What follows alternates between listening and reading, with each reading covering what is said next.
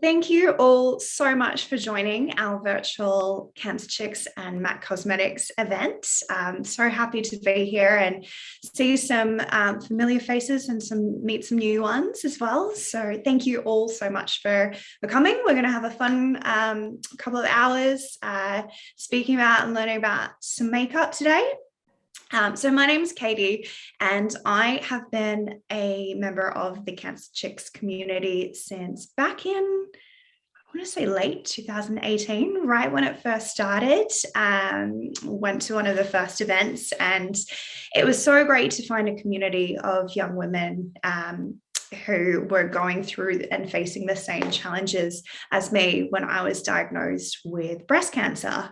And through the years, I've seen Cancer Chicks grow. I've met so many wonderful people through the organization.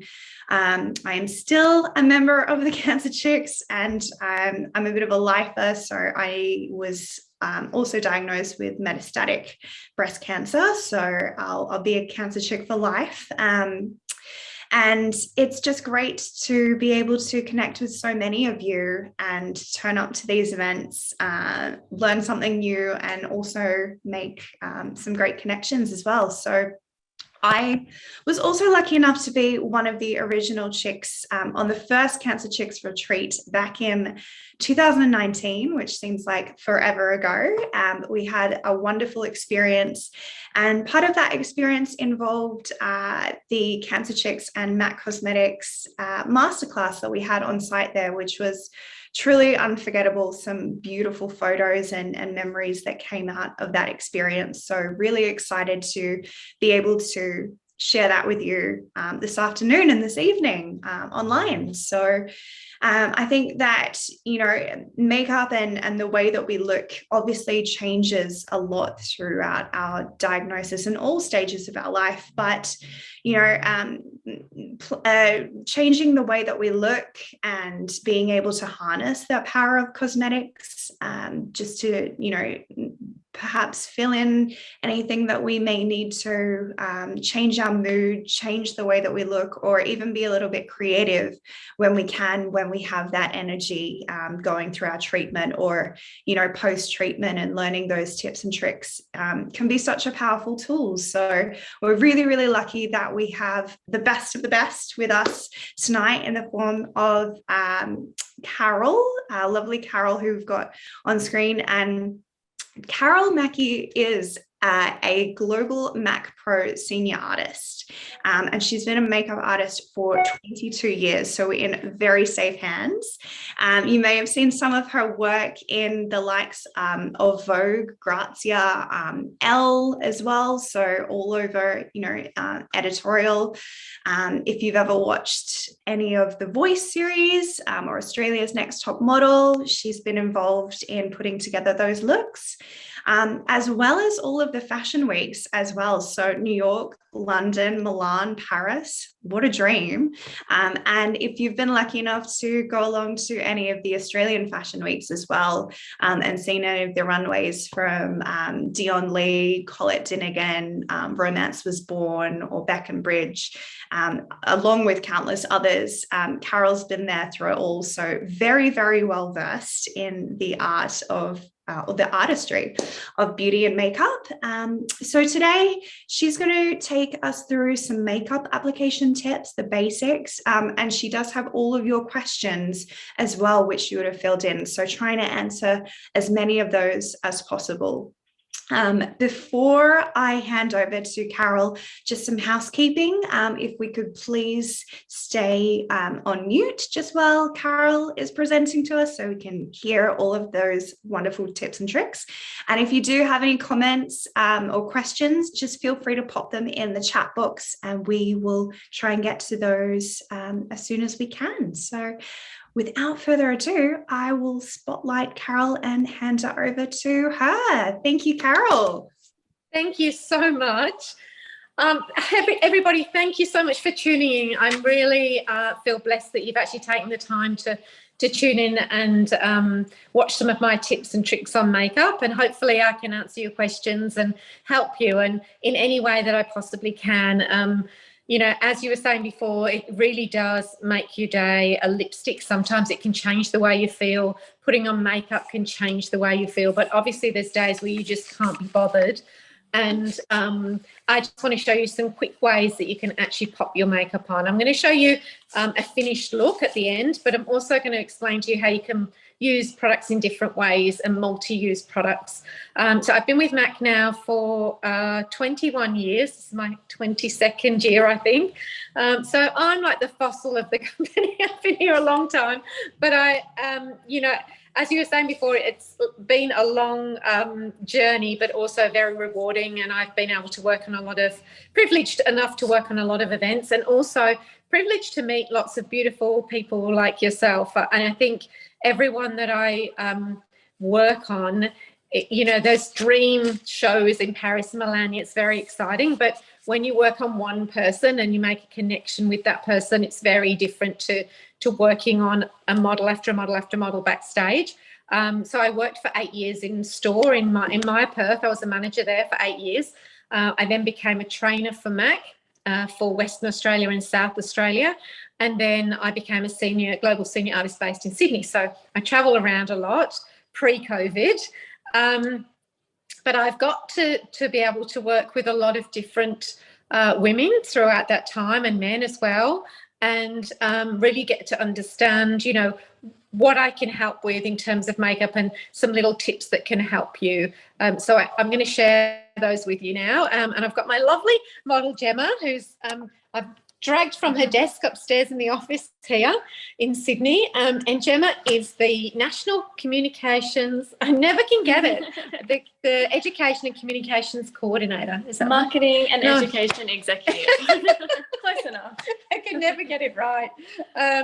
So Jem works here with me. She's also an amazing makeup artist and has managed a store too. So she's got to work with lots of different women and men in the store, and meet lots of different people that have concerns with their skin, with doing their makeup, you know, just simple things that, you know, you might think are quite easy to, or we might think are quite easy, are quite challenging for some people. So we're going to talk, I'm going to get started, stop talking and do some makeup. I've actually done this side of Gemma's face just because I can't actually get round there.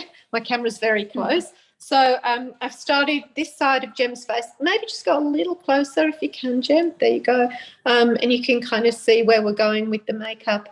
But I'm going to build that and do this side of the face so you can really understand the skin. I would love it if you popped any questions. You do not have to come off, put your camera, totally understand that. But if you have any questions at all that I can really help you with, please just pop anything in the chat, and I'm sure it'll be read out and I can try to answer those ones for you. But I'm going to get started. So with Gemma's skin, Gemma has quite a dry, sensitive skin, and she also had a little bit of breakout here. She likes, you like a bit of coverage, don't you, to cover any, she has a little bit of freckles there and a bit of redness. So with MAC, we love to use a product called Magic Radiance. And when I say I've used this, I'm going to talk through products, but what we can do is we can send you, don't try to write everything down. I can send you a list of the products I've used during the week, but this is, sorry, it will actually probably be next week when I send that list out, because I'm actually going on the morning show live in the morning and then flying out. So this is Magic Radiance. This is a hydrating mist, but it also has hyaluronic acid in there and also vitamin C and essential oil. So what that does is it preps the skin for moisturizer. It softens any surface blemishes. So if you have blemishes with dryness on the top, or you have very dry skin, or even combination skin, it's really good to pop that on first. And I just usually massage it into the skin. You can spritz it on, just close for me, Jim. You can massage in with your hands, or you can use a brush as well.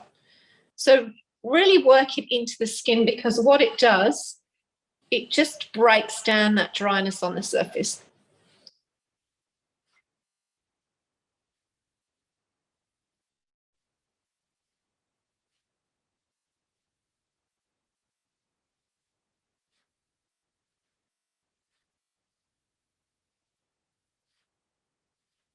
And this acts almost like your moisturizer, but you can add moisturizer over the top. What I'm going to do on Gem Skin here. So I'm going to use a new product. It's called Radiant Hydrating Skin Renewal Emulsion. This is another, it's a big name. We have a lot of long names at MAC, don't we? But essentially what this will do, this is a moisturizer that, again, is going to nourish the skin. It has coral grass in there. It's going to brighten and lighten the skin as well. So it's going to add radiance. And it has a little bit of a pink tinge to it.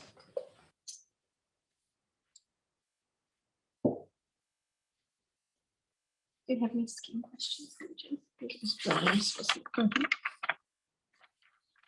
So I like to use serum or the spray that I just put on, the Magic Radiance, a moisturizer, and then a primer. And because Gemma's quite dry, and I know a lot of you were talking to me about dryness on the skin, I'm going to use a new primer that I literally swear by. I've used a whole tube on myself now because my skin is so dried up and it's crazy old dryness on my skin. But I'm going to use a new primer. This one is called, I'm not even going to read it out. It's a Radiant Hydrating Primer. It's actually called Studio Radiance Moisturising and Illuminating Silky Primer. Bit of a mouthful. But again, what this will do, this is my last product in terms of skincare, is this one you can use under your foundation to help lock the moisture in and keep your foundation in place.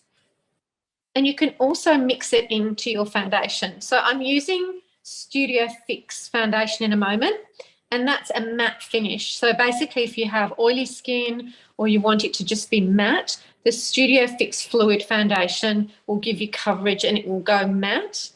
However, I want to mix a little bit of this into that, so it'll give me coverage and it'll keep the radiance there as well on the skin. Just move it a little closer so they can see that.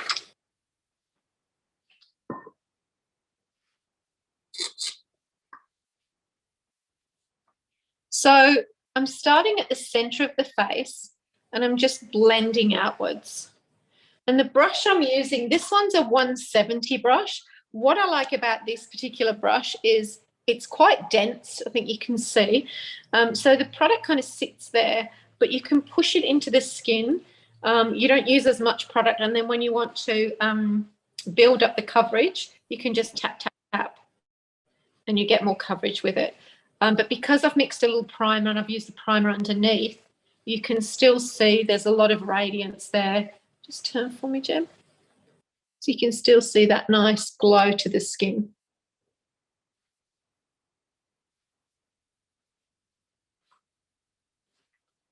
So just tapping where I want any more coverage through the centre there. And one of the questions that I was asked, I believe, was how do you move into the hairline?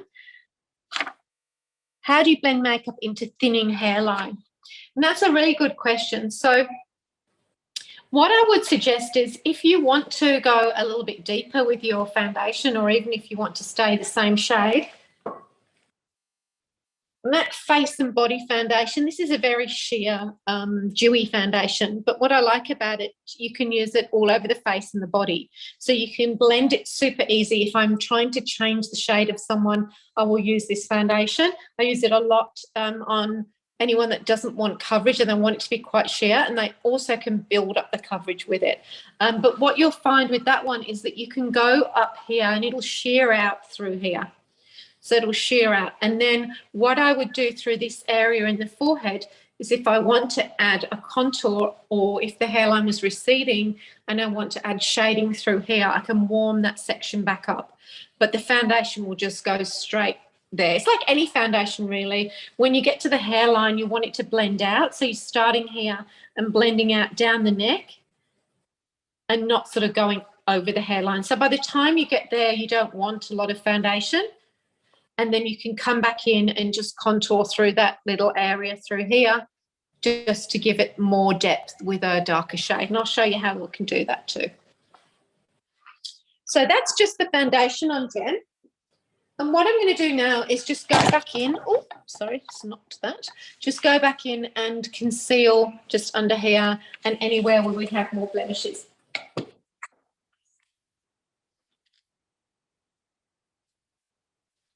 And And I'm using a little palette. So this is a full coverage palette. We also have 24-hour smooth wear concealers too. So if you're just wanting one concealer, these are a great option, and these are great under the eyes. I might just use this under the eye, Jem, because that'll be easier rather than using my palette. I might just use that one.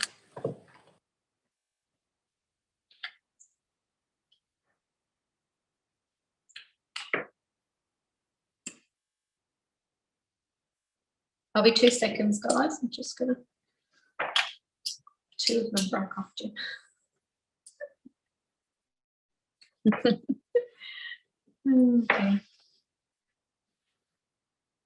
Just cut from here.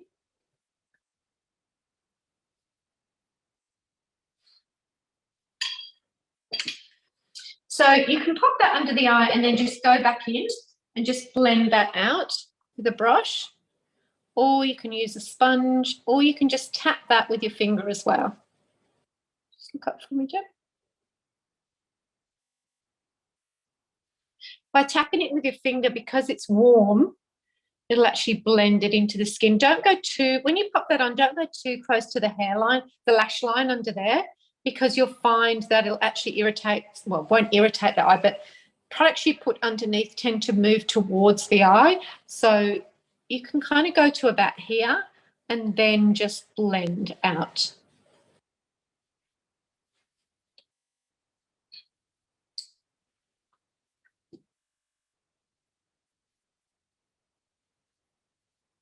So I'm just going to use a little bit of that product just over anywhere.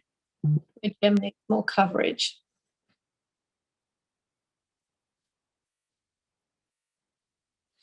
Now I'm going to come back to the skin because I'm going to do the eyes, and then what I like to do, so you can do your eyes first. There's no rules to makeup. If you feel like you want to do your makeup super fast and you're doing like a smoky eye or something where you think you might get a little bit of fall down, you can do your eyes first. Don't worry about that.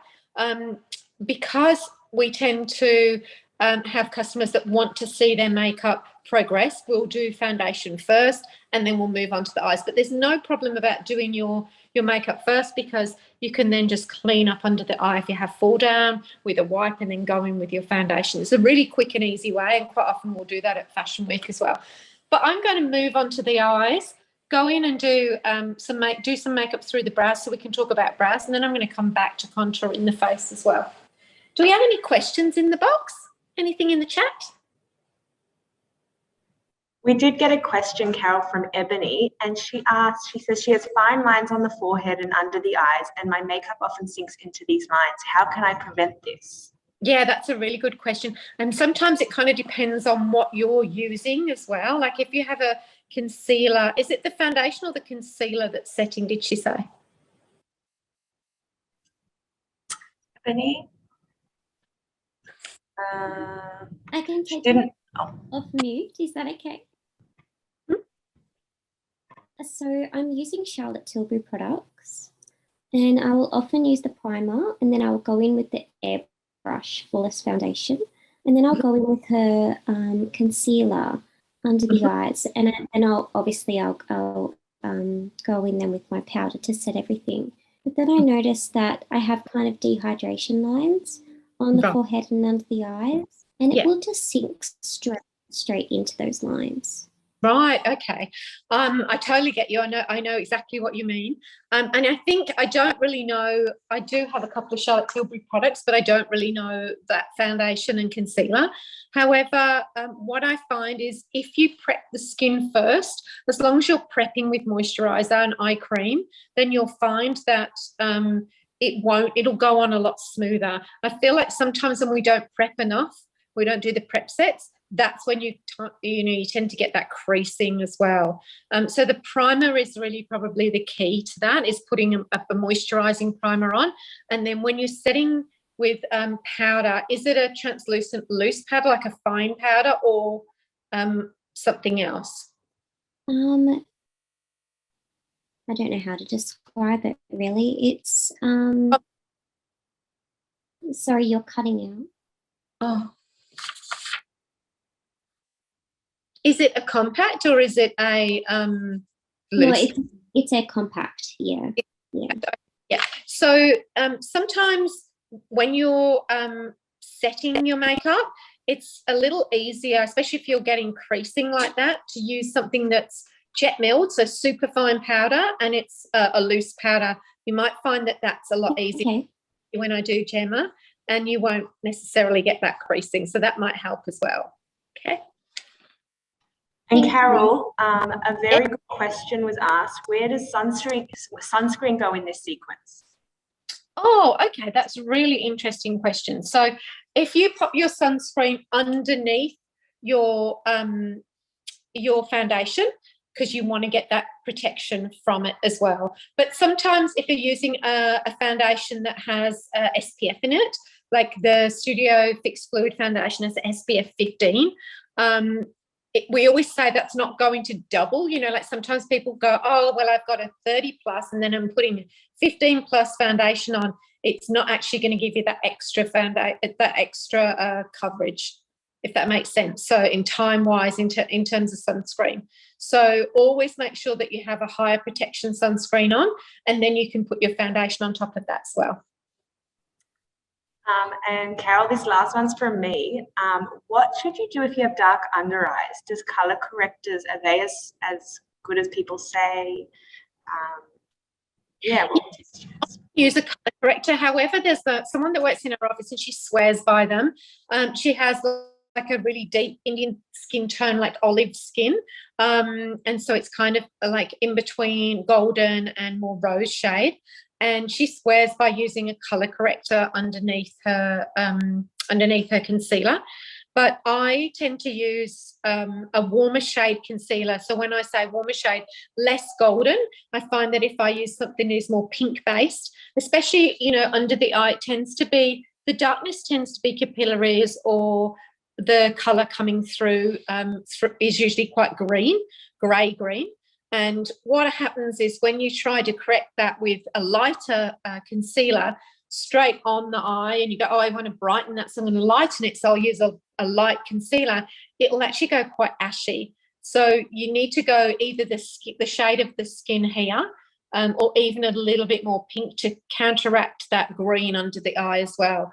And then if you find it's still quite warm under there, you can lighten that concealer on top, so you can use 2 shades. But on Gemma, I used what we call a NW concealer, which is a more pink shade, and that's really easily counteracted that darkness. You can see through here. She's a little bit. There's a little bit of darkness there, but I will actually just go in with a bit more concealer there before I do any other makeup on it. But I hope that answers your question. Yeah, that was super helpful. Thank you. Good.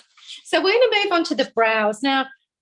We always tend to brush up the brows. I've put a little bit of what we call brow set through there, and what that does is it gives you that kind of, it's not laminated brow, but it kind of grooms the brow.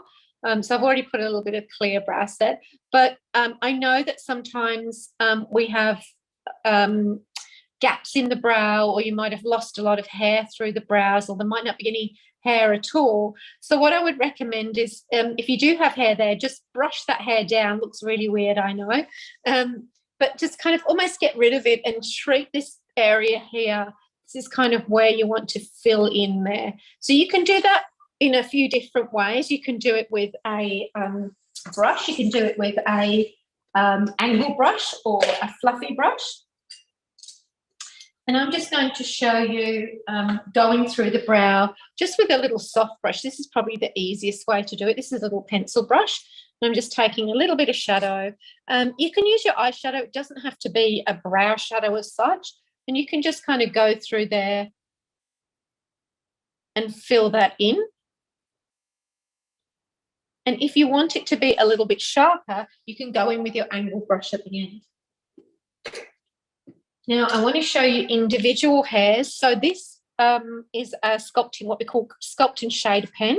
It has a little pen on the end, so you can actually draw in individual hairs. So you can go down. I'll show you when I brush the brows up. And on the other end, it has a little felt tip pen, so you can actually add colour. So you can go in and add some colour through the brow, into your gaps. Sorry, Jen, just turn for me. and then just brush that through. So if you feel like you've gone too dark, I tend to go one shade lighter than the hair. That usually helps if you've got quite, you know, some people say to me, oh, our hair's black, should I go black through the brow? It'll look super harsh. I mean, you might want that look, but if you go black, it will go really, really dark. So I tend to go one shade lighter. And then if you, once you've popped that in, you can just brush everything through. And that'll just soften everything out.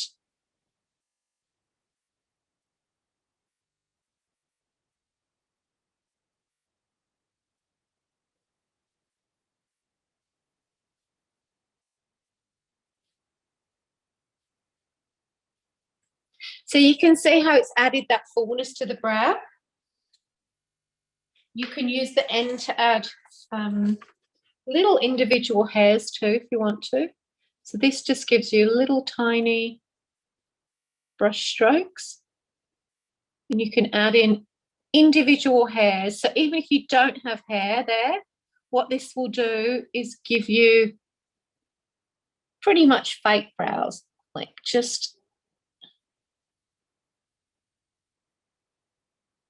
I've been using this on my brow because I was telling Gemma earlier that I was doing this with my brow the other night and realised I pulled a chunk of my own brow out. So I had a whole gap there. So I've been using this pen just to fill back in, and it's really great for adding individual hairs.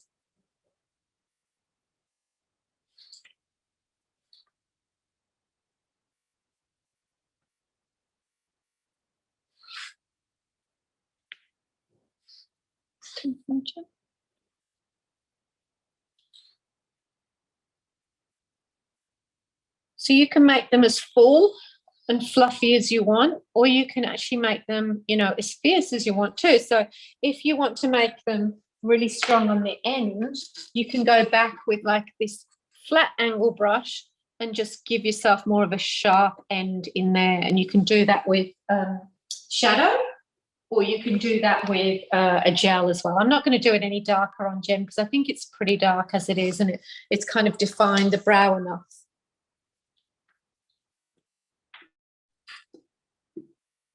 Any questions on brows?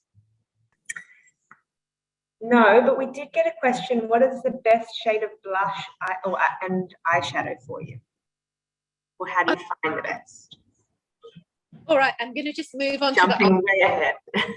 eyes, and then I'll get to the blush. So on the eyes, I'm using one of our paint pots. So these are Pro Longwear paint pots.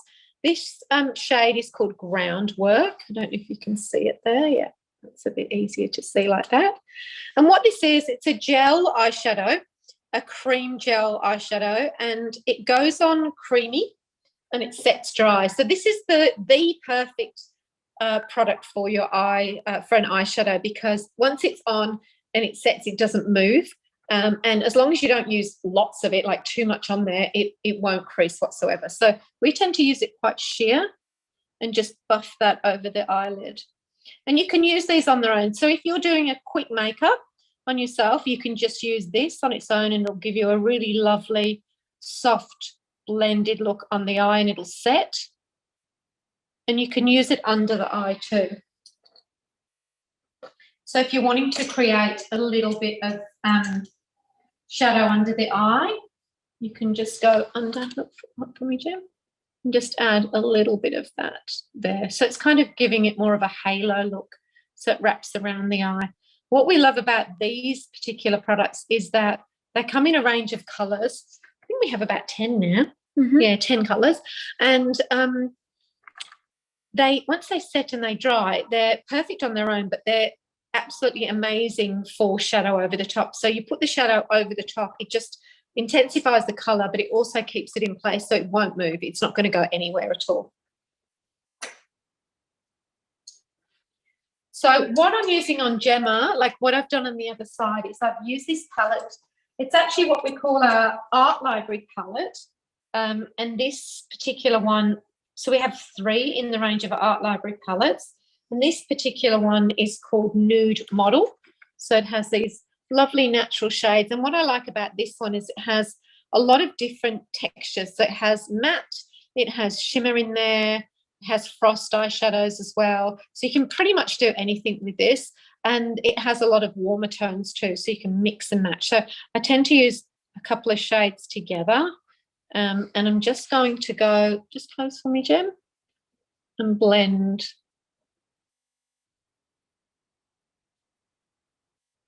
through the socket and just bring that out a little bit. Just look straight.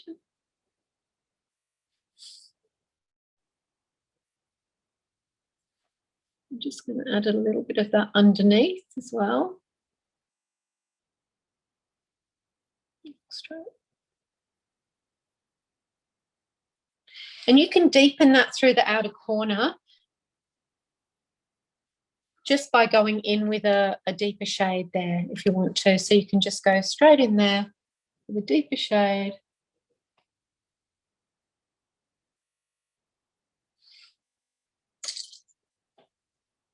And the same under the eye.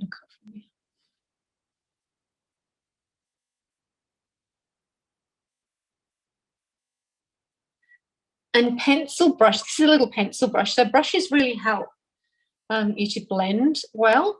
So I find that if you invest in good brushes, they'll last you forever. Look straight for me. As long as you wash them. As long as you give them a good wash. Carol, can you show us the pencil brush closer up? Just so we know what it's like. Thank you. Beautiful. So that brush, as I said, you can use that through your brows too. You can use it in the eyes to darken, under the eye as well. You can use it with concealer, as long as it's clean, not on your shadow as well. Yeah. And Carol, while we're talking about cleaning brushes, do you have any recommendations for what you clean yours with? There's like all sorts of TikTok hacks going around, like putting them in the washing machine, using dishwashing soap and things like that. What's the best way to get them clean? Oh, yeah, I'm just grabbing something. So I always have my brush cleanser with me. So between makeups, I can use my brush cleanser, which dries really quickly. You just pop a little bit of that on a tissue and back and forth, sterilizes your brush, and it dries in about 5-10 minutes. So brush cleanser, the MAC brush cleanser is a must for your own brushes. And then what I do with my brushes, which is probably the bane of my life as a makeup artist, is I wash them every night. So, but I'm pretty fast at it now. So I just wash them with shampoo really fast. I tend to get my brushes together, which are these type of brushes. So like my eyeshadow brushes. So like any of these brushes, put them in super hot water, just the end, and then a little bit of shampoo around, wash them, rinse them, and then just do that again. And that's really quick and easy. And I also spritz them with like a sterilizing thing as well. But that's because I'm a makeup artist and I'm using them on different people all the time. So I have to make sure they're super hygienic. But with your own brushes, you can use the brush cleanser and then maybe once a week just shampoo them. And everyone's probably going, I never do. And people always say to me, once a week, like that's a lot. And I'm like, yes, at least once a week. We used to have people come back to MAC. I don't know if you ever had it, Jem, but they'd come back with these brushes that were like splayed, like this sort of brush that was like splayed out, and that they're like, oh, the hairs are all breaking off. I've had it about a year and the hairs are breaking off. And it was because it was like this part of the brush is like completely matted and it's never been washed. And I just be like, have you washed it? Oh, do I need to wash? So yes, like your hair, if you don't wash your hair, it'll probably get quite greasy and then matted, and then it'll start to break off. So you have to look after your brushes, and they'll last you a lifetime. Just look up for me, Jem. Now, in Jem's waterline, I'm using a new pencil, which everyone's getting very obsessed with. The whole range of these pencils, they're a lot of fun. I'll grab them out so you can see some of the colours. Heaps of fun if you want to do like a bit of a lilac or a green or a blue eye. They're just amazing. And they're called Excess Colour Gel Liner. Colour Excess. She's telling me the name because I always forget. Colour Excess Gel Liner. And so they go on and then they dry and they do not budge. They're absolutely safe for the waterline, and they'll just last all day. And literally you'll need a oil-based remover to take them off. So if you're using them on the eyelid, then I would recommend that you get that. So they're brilliant in the waterline too. This is the black one that I'm just popping in Gem's waterline. Doesn't move. Look up for me. I'm just going to go a little bit there, below the eye, look straight. I'm just going to blend that out and try. And we've got another question on how you can, any tips for applying the perfect liner and wing. Oh, and wing as well. Oh, okay, I might need to do that, Tim. We do wing on the other side? Not quite, no.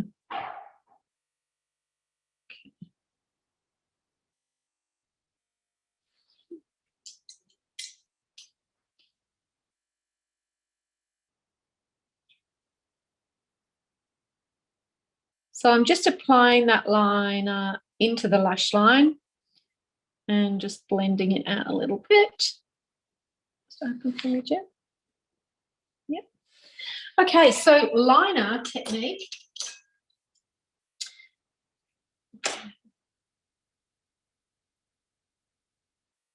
I'm going to use a brush stroke liner. This is a liquid liner. And so if you're applying on yourself, I recommend you apply directly with your eye open rather than trying to close one eye and do the other eye. Do you agree, Jen? Mm-hmm. And look down for me. So I'm going to go right into the corner of the eye here. This is quite a thin liner. Right, Jen? Mm-hmm. Look straight for me. Tickle. And then close. It's different when you're doing it on someone else, but on yourself, it's easier to do it with your eye open. Jim, just want to pretend demo. Sorry, I've just made an eye teary there. Is it tickled? Look down for me. Right? Yeah. Just pretend demo there, how you would do it on yourself. Like this.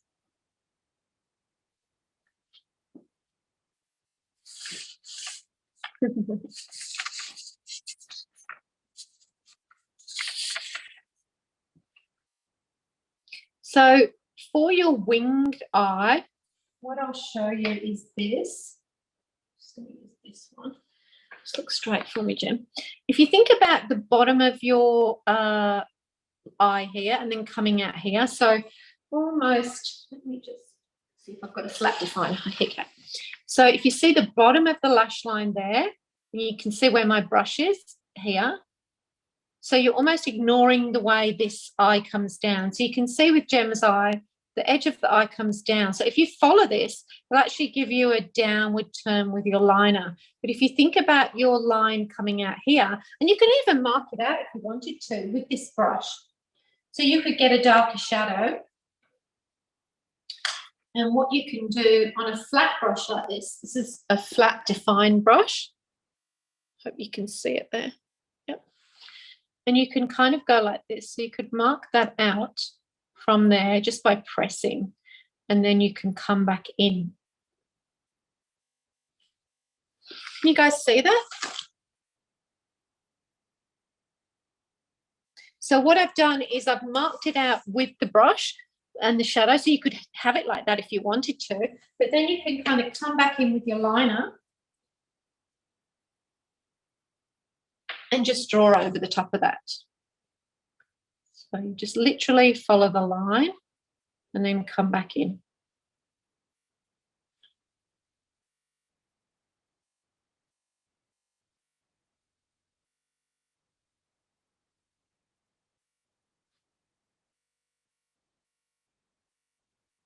Look straight from the Gem. She's got very long lashes, Gemma. So I'm just anticipating that blink. Yes.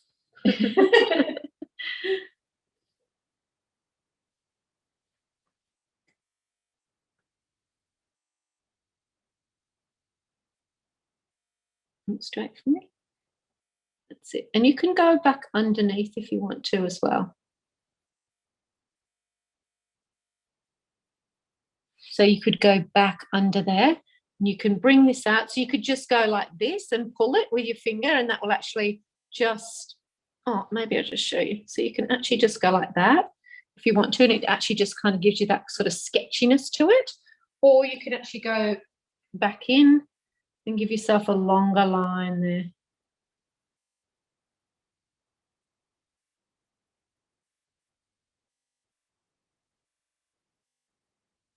Straight from the chin. Yeah.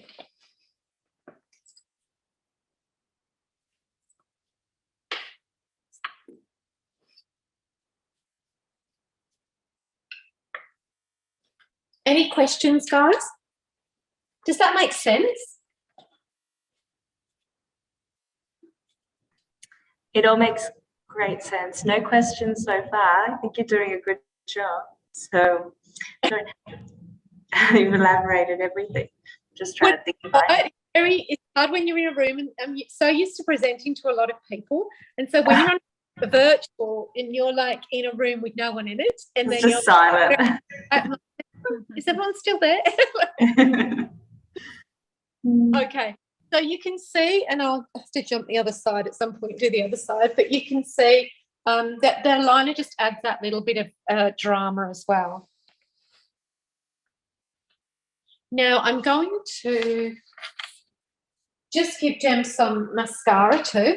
The mascara I'm going to use is Extended Play Lash Giga Black Lash. So this is one of my favourite mascaras. I can use this straight onto Jem's eye because I've only used it on her. So normally I would use disposable mascara wand, or what you can use is a brush we call a Mascara Fan Brush, which has a little fan to it, and then that way, this one here, it's a little fan, and you load that up with your mascara. And for those of you that don't have much lash, this is a great brush, because what this will do, and I'll show you actually, I'll load it up on here. This has a tiny little brush, and then the Mascara Fan Brush, you can just load up with product. So load it up with the mascara. And then you can get right in to the bottom base of your lashes. Look up for me, Jem. So you can come in on the top, just put your chin down and look up. You can come in on top of your lashes and literally wiggle it between them. And this will plump up your lash. And does the wiggling reduce clumping? Because one of the questions was, how do you stop mascara from clumping and lashes sticking together? That's a really good question. So it does depend a lot on your mascara and the brush you're using. So if you have, for instance, what do I have my other mascaras there? I'm just trying to look for my other mascaras. If you have like a thicker brush, like this sort of brush, maybe not that one. What is my... I don't have it there. But some of our brushes have a very full wand at the end, and what they will actually do is they will give you a much fuller, fatter lash, and a lot of people like that really, really thick lash. If you don't like that and you want it to be separated, I recommend that you actually just use a smaller brush like I just used there, or this fan brush. So what this fan brush will do is, you just look down for me, you can actually just separate. It's like a comb, so you can comb out your lashes and separate the lashes out, and then you can go underneath with your mascara. Just look straight, Jim. Go under there and just take your mascara through. And the same with this brush. Look down for me, Jim. It's tiny, so yes, wiggling helps to get. What the wiggling does is it gets fullness at the base of the lash. So it adds a lot of fullness there, and that's what you want. You don't want the clumping to be at the top. You want it to be at the bottom, so it adds fullness to the lash.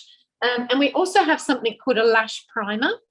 So if you want to add fibre to your lash, if you have very thin lashes or very few lashes, then the lash primer that you can pop on first will add fullness. So it'll add fibers to the lash, and then you can pop this over the top, and that'll give you more lash.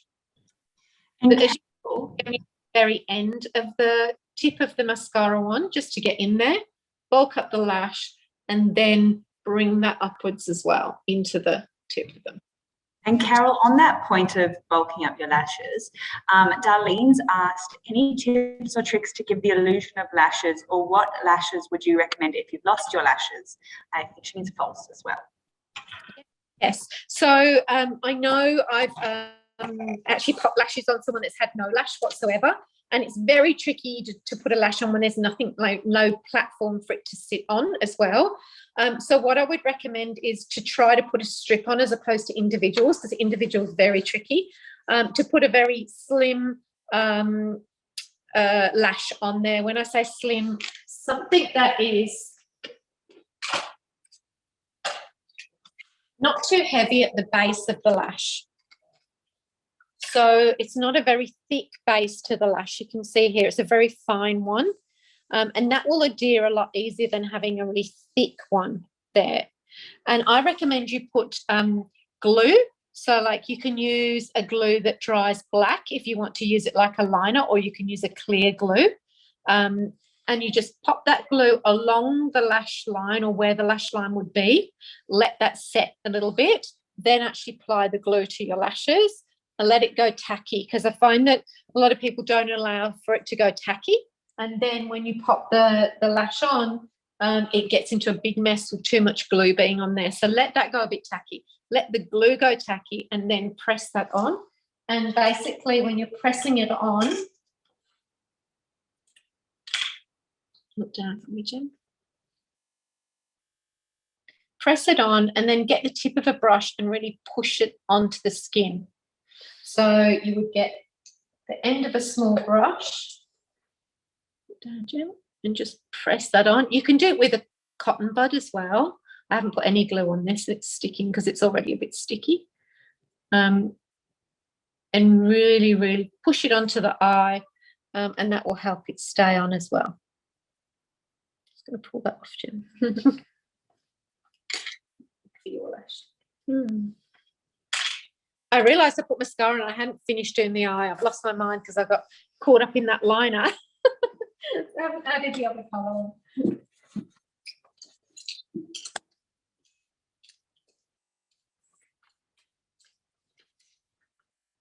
Very dark in here, isn't it?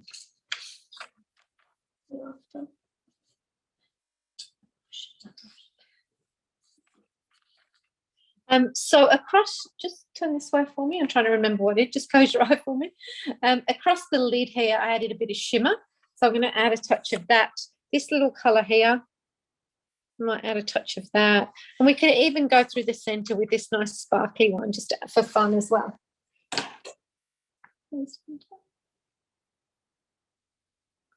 Just bringing that into the inner corner. It's a really simple eye, this one.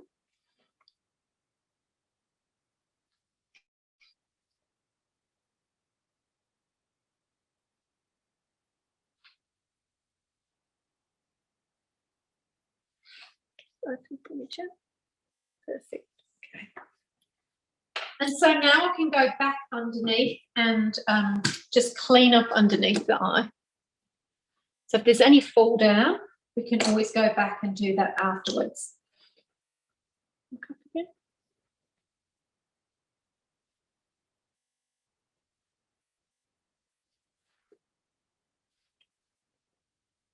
Did I answer the questions, or did I miss something? No, you got everything. Oh, good.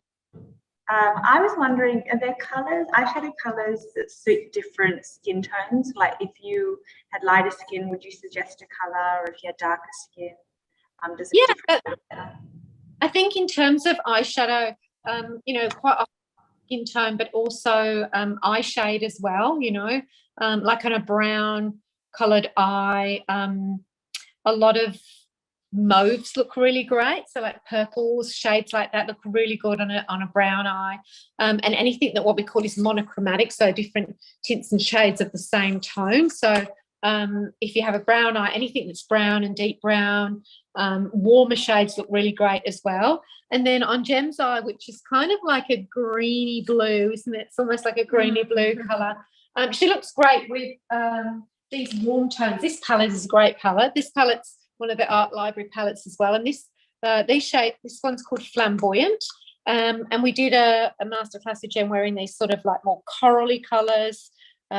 These warmer tones look really good because they're complementary to green blue. So they look great. Anything that is warm, orange shades, and also like blue-green shades look good on a bluer eye too. Skin tone-wise, like if your skin's quite deeper, if you're darker skin tone, are often quite bright colours, you can take a lot of colour, so you can actually add a lot of brightness to eyeshadows, and they really pop and look great on a darker skin tone. And then also, if I'm like contouring, I need to obviously go a lot deeper, so I need to add, I might, sometimes I even need to add a touch of black in there to contour with a brown as well, if it's a really deep skin tone too. All right, so let's just move on to highlighting and contouring. So just through Gem's forehead, I'm going to use a little bit of a warmer contour. And what I'm going to do is just go in with the palette.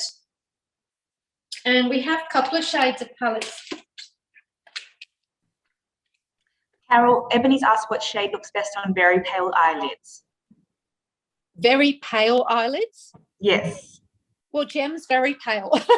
Gem is pale, so hopefully these colours look good. And very pale eyelids. So I use the groundwork first, which is the paint pot. You can sort of go with any kind of warm tone there, but this was a really soft brown that I used there, and then went in with these shades as well. But on a pale lid, you can kind of get away with some beautiful pastel tones too. Like on like a more of a flatter lid, a lovely pastel shade will look good. It just kind of depends where you want to go, and also like a pop of colour. So the eyeliners look great. So if you have like a neutral eye with pretty much nothing there, and then a beautiful like blue liner or violet liner, it can look great on a pale lid too. So these are the contour palettes. So there's two different palettes there. I'm going to use the lighter one on Gem. So if you've got a deeper skin tone, I think you're saying I work on the voice. So I use this shade here in the middle. This isn't his palette, but I have on Guy. So I work with Guy Sebastian a lot, and I use that on him to contour and really sculpt out his face, because he has quite a round face. And so for TV, makeup's completely different again to if you're working in like outdoors, and then if you're working like on his tour when he's performing and things like that. So there's lots of different ways that you can change the makeup look. But on men as well as women, like it's really great to add a little touch of warmth or contour to the face. So I'm just kind of using these two shades here, and I'm just going to go in with Gem and just warm up through the forehead. So if you do have any kind of hair receding or thinning through there, you can just kind of go in and just warm up through there, and that will really help. If the hair is really super, super thin, what you can do, it's the same, I guess, with someone that's got grayness too. Like if you want to cover that, you can actually cover it with a shadow with a dense brush too. And then if someone has, like if they're really balding, there's a really great fibre spray that you can spray in your hair, and it actually adds colour, but it also adds fibre. So I've used that before on some people when I've worked in TV and in theatre, and if someone's bald completely or whatever at the top, you can spray it. It has almost like these fibres that grab to the natural hair, and it gives it fullness, and it also gives it colour. So there's that option too. But sometimes shadow. Sorry? I love them. I was going to say there's like a few kinds, but Topic's a good one. And Topic's probably the best one, I think, yeah. Oh, do you think so? And Tresemme has a new one, I believe. So. Oh, really? They're really good. Oh, Tresemme's got a new one. I'm going to see that one, yeah. And somebody was asking me about hormonal skin and postmenopausal skin as well. And what I would recommend, and sweating, you know, a lot of people ask me about that, you know, there is a deodorant called face deodorant, which is really great if you're performing, or, you know, if you do have a lot of perspiration. And it's called No Sweat. Yeah, I have it in my kit. And you can get that from Chemist Warehouse. It's a great product. Would you put that on before or after your makeup? Before. So actually with the No Sweat, you actually have to put it on the night before if you're putting makeup on. So you basically would shower, dry your face, and then put it on when you've got no moisture on your face, and you leave it on for 24 hours. Yeah. And would you avoid the moisturizers and primers if you've got a sweaty face? Yes, yes. So when I say avoid, I wouldn't necessarily avoid altogether, because we have one that is mattifying. This is 12-hour shine, so it looks exactly the same as the moisturizing one. This is a mattifying one, so it does the opposite. So this will really matte. And so if someone is super combination, I would use the matte through the center, because it's rare that you get oily through the outside of the face. So I would use the other one through the outside of the face where you're more dehydrated. And then you use the matte one through the center. And it's the same, like Gem is quite dry, but I don't want it to look sweaty. I want to keep this moisture. So I will powder just through the center in specific what we call hot spots, so that she doesn't actually look oily. She just looks like nice and radiant and dewy. Gem, I'm just going to go back in now and just contour through the outer side of the face. And I know somebody was asking me about their face being quite swollen or round, and where we can contour. So you can see just here, sorry, we've done some contouring, and you can actually carve that contour out just by going in with an angle brush. This is a contouring brush, actually, the 168 brush, and just really building that up.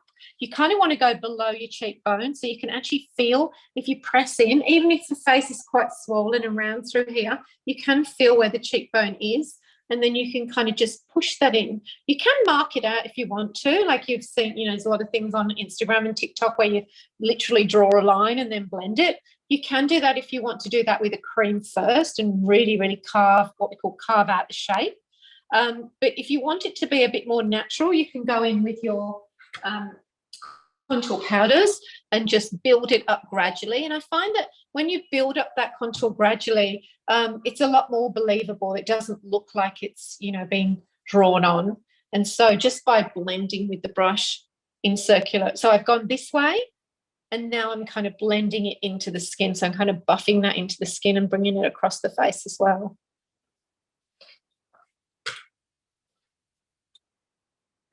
You can keep doing it if you want to build it up more, or you can just leave that as it is. It's hard for me to see with these lights, guys, because I know it looks very different here to on your camera. So I'm hoping that you can see that okay, and that it's actually enough. Can you guys see that well enough? Yeah.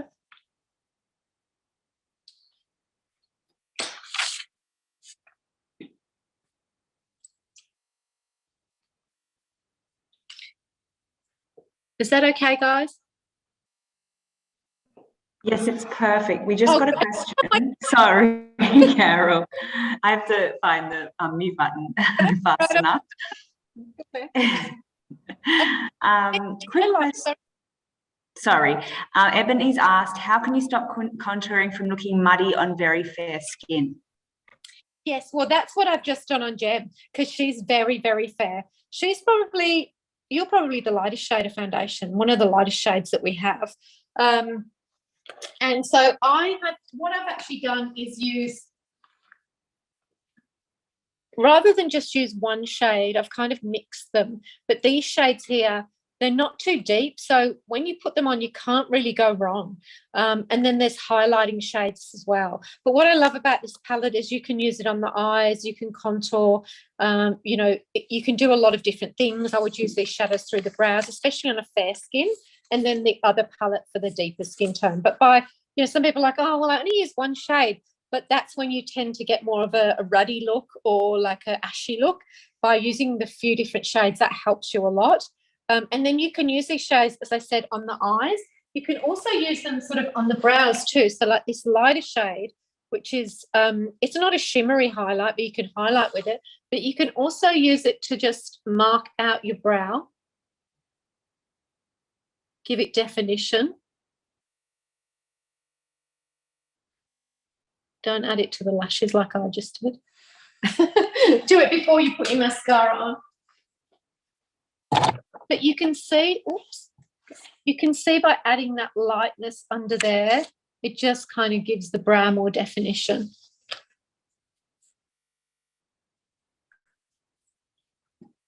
So it's a really great palette for that. And now I'm going to highlight. So just where did I put that? I just put it down. Oh, there it is. So I'm going to go back in. This is what we call Pro Cream palettes. And there's 4 shades in this palette. This palette is called Illuminate. And it has these beautiful bronzy colours in it. It's super creamy, as you can see.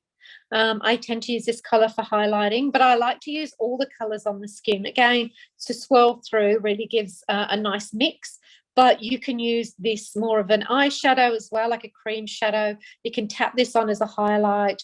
You can use this on a slightly deeper skin tone as a highlight too. So this whole palette is called Illuminate.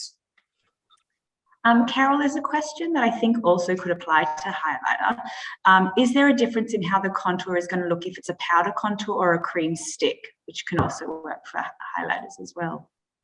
For contouring, yes. So with a cream contour, it's super easy to blend a cream, but obviously you need to set it with a powder because it will move. Like if you touch it, it will move. I tend to use powders more to contour with, but you could use a combination of the two. So you could use your cream first and then your powder over the top. And then with your highlighter, because I'm going to warm up the skin just through here, I'm just kind of going, the contour's kind of here. It's not really affecting it. Just turn for me, Jem. It's just adding like this radiance to the skin. And I'm kind of buffing that over the top too. If I wanted to, I could just tap a little bit more through there. And Carol, sometimes I find like I get silvery if I put on the wrong one. Is there a way you can avoid that silvery look? In a highlighter form? Yes, yes. Cream or powder? Cream. Cream, okay. Yeah, well, you might have gone for a shade that is more like this one, more of a taupey kind of shade on its own as a highlighter. This one is more of a pearl. I think what you're experiencing, no, I know what you're experiencing. I think you are using like a shade that's a little too light. So if you use a shade on your skin that is white, because it looks like a white highlighter, it's like, oh yeah, that must be a highlighter. We all get excited by it. Oh, it's shimmery and it's white and it's nice. It looks silvery on my hand. And then when you put it on the skin, it actually looks like frosty, silvery and weird.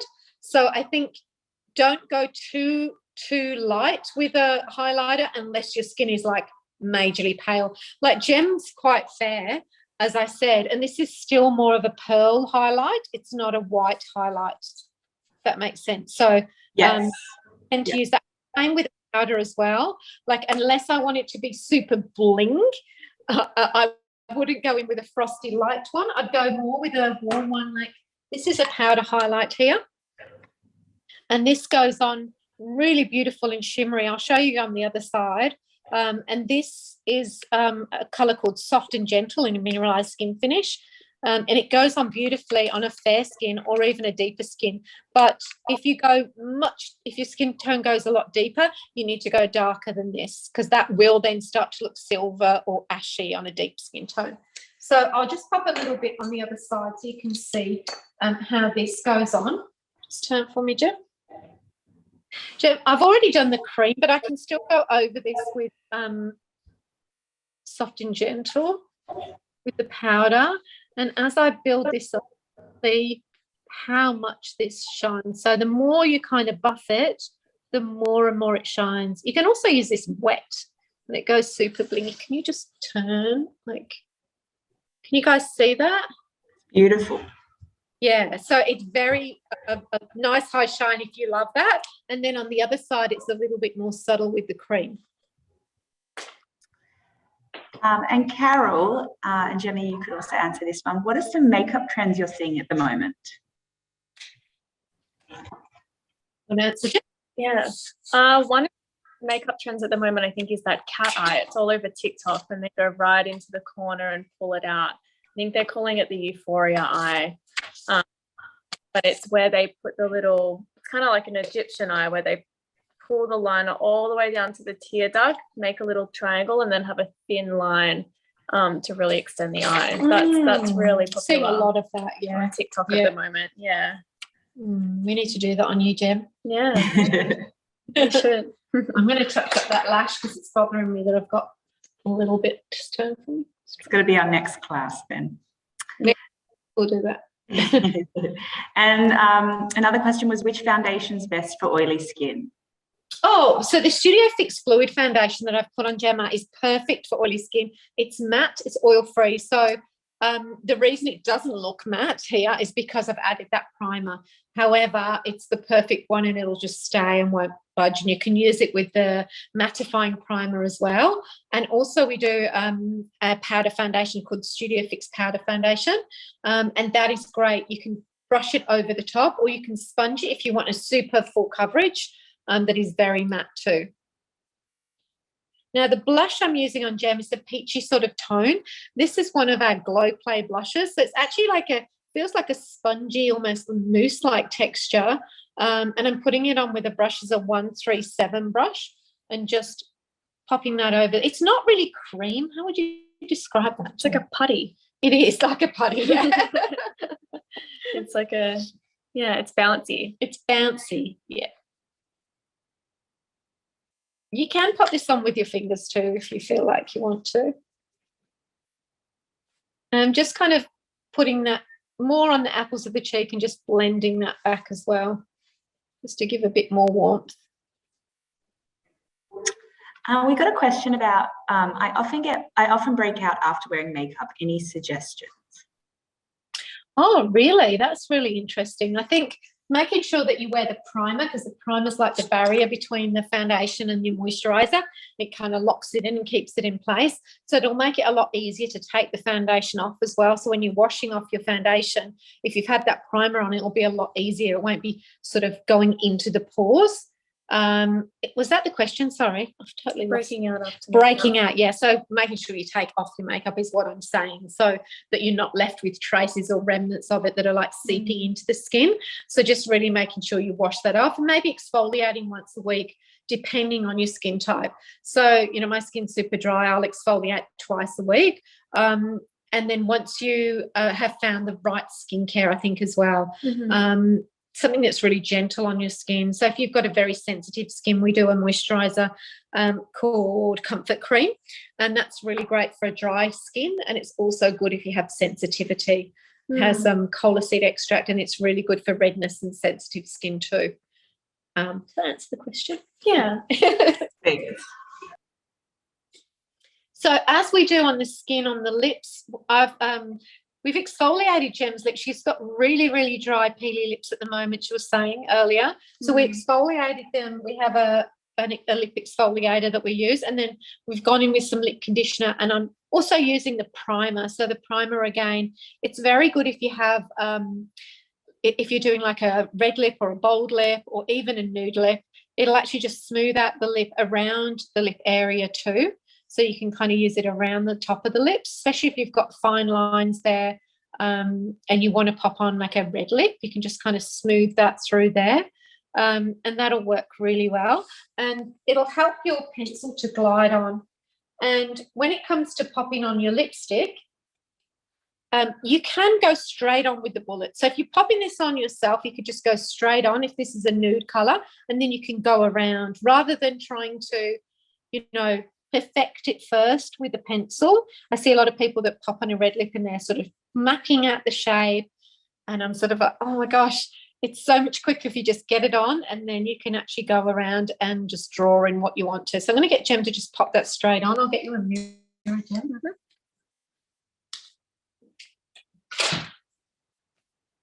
Thank you.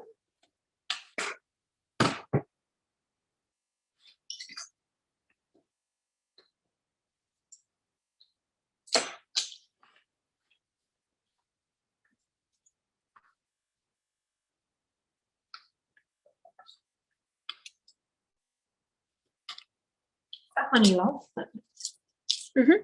So this shade is called Honey Love, and for those of you that don't know, it's actually National Lipstick Day Thursday. Tomorrow, yeah. Tomorrow. Yeah. Oh, yeah, that's right. That's why I'm talking about it on the morning. I'm going to be delirious in the morning. But yes, it's National Lipstick Day tomorrow. And so we'll have a special offer for you, which unfortunately you can't use in conjunction with this offer. But when you purchase anything over the weekend as well, isn't it, though? Yes, so from tomorrow, Thursday, until Sunday. Yes. So your offer, I believe, lasts for 48 hours. So it'll last until tomorrow night.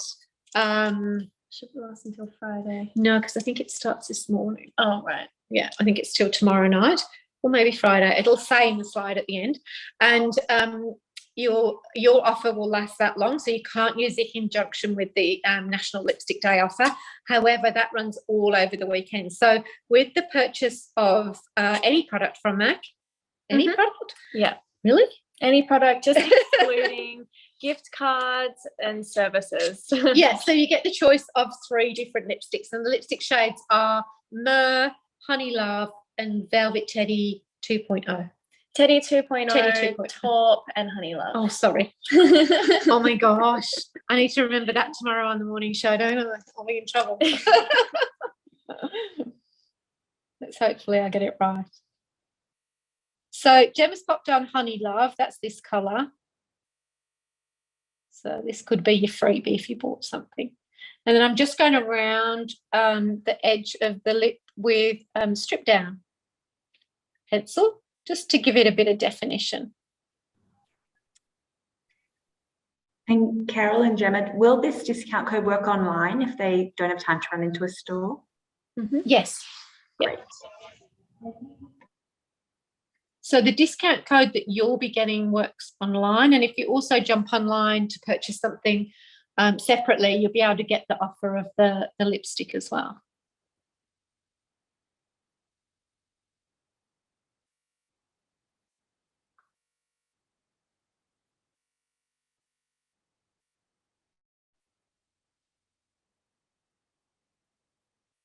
What I'm doing with Gemma's lips is just giving them definition through here, through the corner. It's just open for me, Gem.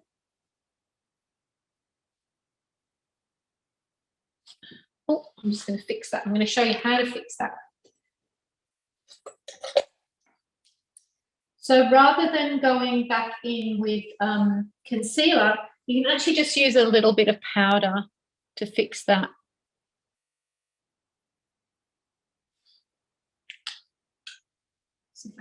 Studio Fix powder.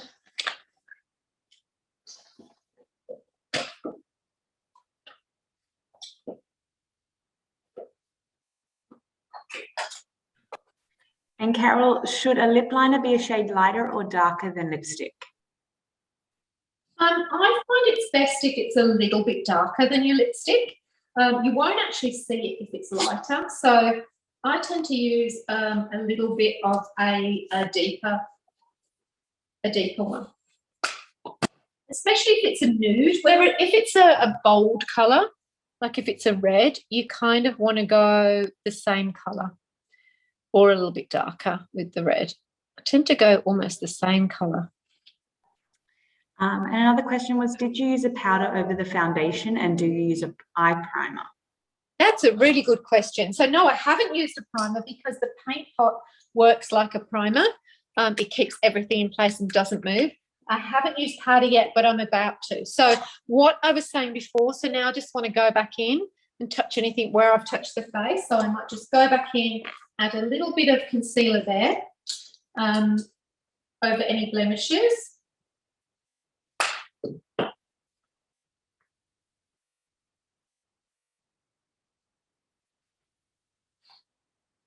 Just smooth everything out, make sure everything's good.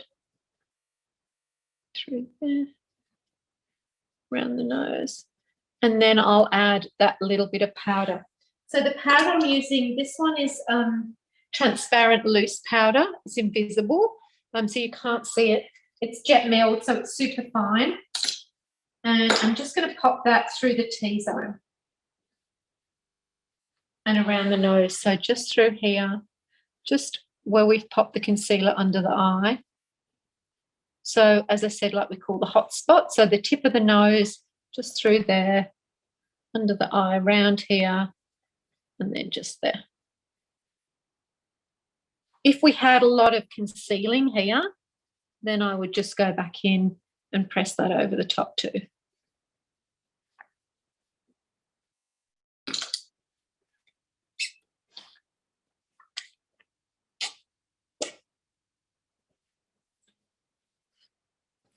Okay, so that is Gem almost done. And I just wanted to get a hair out so you can actually see it. I'm going to do that other liner once I can get the other side of you. But just go a bit closer, Gem, so they can see you. I might just turn this light off and see if this is any better so they can see it a bit closer. Mm-hmm. Is that better, Gem? Yeah.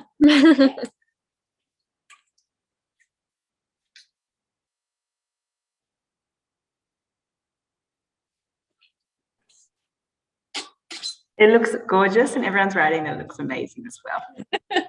You have to look through the chat afterwards. You've got some amazing comments and questions.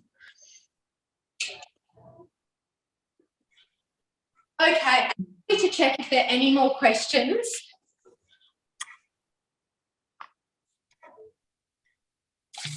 Lots of compliments. I'm waiting for a few to come in. Does anyone have any final questions?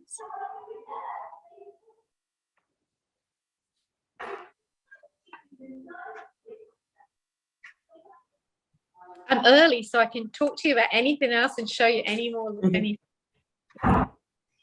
Is the loose powder good for my fine lines? Yes, it is. That's the one I was talking about because it smooths everything out. It's not the other powder we do is called Mineralized Skin Finish. That's great for fine lines too, and you can that comes in a compact format, so it's not the loose one. But both of those are very good. Yeah.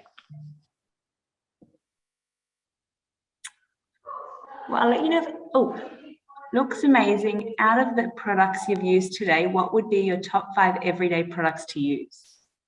Oh, everyday products. The primer, that's me, because I love it because it's great for dry combination skin. So the moisturizing primer. It's tricky, isn't it? The mascara, so extended play lash mascara is a fave of mine. Gem knows me really well, so she knows my faves. The cream palette, so the highlighting, the illuminating palette. The foundations that I use predominantly in my kit are the face and body foundation, which I use on myself because I like that because it's a little bit more sheer and I'm old, so it doesn't tend to be as much coverage. So I use the face and body foundation and the Studio Fix Fluid foundation. I'm going to count that as one. And then what else, Jen? Brows. Every day. What about lippy that you can? Oh yeah, maybe lipstick. So lipstick, what's great about lipstick is I'll just take my lipstick and I'll just be like and just tap it on the cheeks. So that's what's versatile about lips, is that you can always just tap it on the cheeks really easy.